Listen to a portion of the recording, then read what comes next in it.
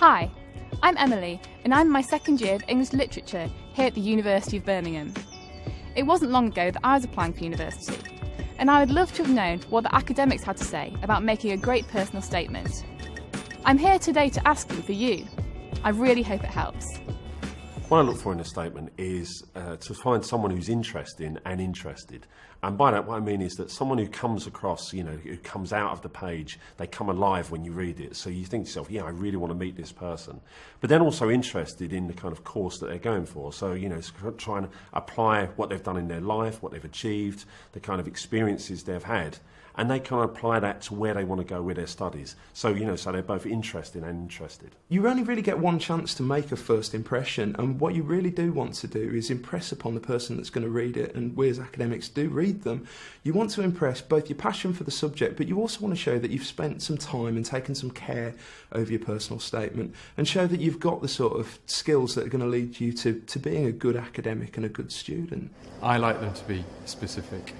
We get a lot of general personal statements, just the run-of-the-mill. Maybe they've done some research on the internet and they're just copying what other people have done, but obviously putting it into their own words. And we can see that. We're really looking for the personality, the motivation to come through. So tell us about your experience. Tell us about you, not just about a general personal statement. For the Policy, Politics and Economics programme, it's about what's going on in the real world now. So if I see a student who kind of sees something in the news or reads something in the newspaper and they've begun to engage with that, they've begun to kind of look at that and say, that's important, and how does that affect my life?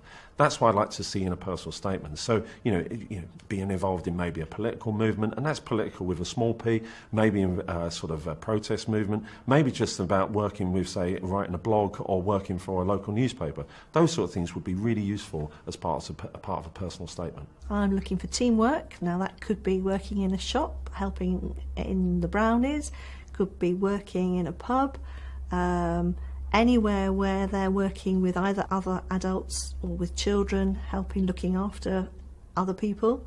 I'm looking for commitment, so that they're doing it for a long period of time, rather than just 6 weeks to be able to put down on their UCAS form. For a medicine applicant, work experience is vital. It's providing us with evidence of the qualities that are inherent in order to perform well in whatever environment they're working in. So this could be volunteering in a nursing home or a care home or a hospice, or perhaps working as a ward volunteer or helping out with a group of adults with disabilities.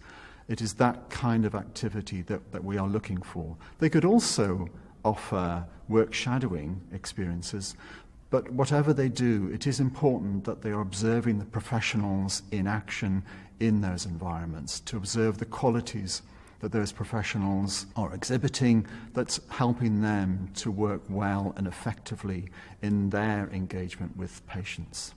It's quite difficult, or very difficult, to get work experience in chemical engineering because of health and safety involved. So if you're very lucky, you may know someone that could allow you into a chemical plant so you can experience that environment. But we're quite keen on just looking at any work experience that you've done. So even, for example, the old cliche, if you worked in McDonald's, tell us what that gave you, reflect on that experience, and try and put it into how you could use it in a chemical engineering environment, such as teamwork, for example, and motivation, working with other people. Students who've applied for both single and joint honours courses need to talk about both in their personal statement. I'd recommend something like, as an opening line, I've applied for a variety of single and joint honours courses involving, say, English and French. An institution doesn't get to see what other courses you've applied for elsewhere. So by putting that as the first line, you tell the admissions tutor reading your statement the reason why they might be reading something about a subject for which they haven't applied at that particular institution. As a lecturer in criminology, the best example I can think of as a personal statement that came to me was actually one that started off by saying I had absolutely no interest in criminology. Went on to say my interest was actually gauged and changed when I watched a news report, and it was about young people in custody who were committing suicide and self-harming. And when I saw that programme, it made me think I want to do something in the future that stops that from happening.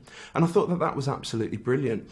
The other reason I say that is one of the things I really don't want to read in a personal statement is I've always been interested in criminology, because quite frankly I find that difficult to believe. Most people who come to the subject have a limited level of understanding and won't have studied it before. So I'd much rather see someone who's passionate about what it might entail and gives me some examples of how they've thought about engaging with it, that they read crime-related stories in the newspaper, that they've read some true crime books, that they're interested in crime film. But I don't expect students to come necessarily being an expert in the subject. I do expect them to come with a passion for it.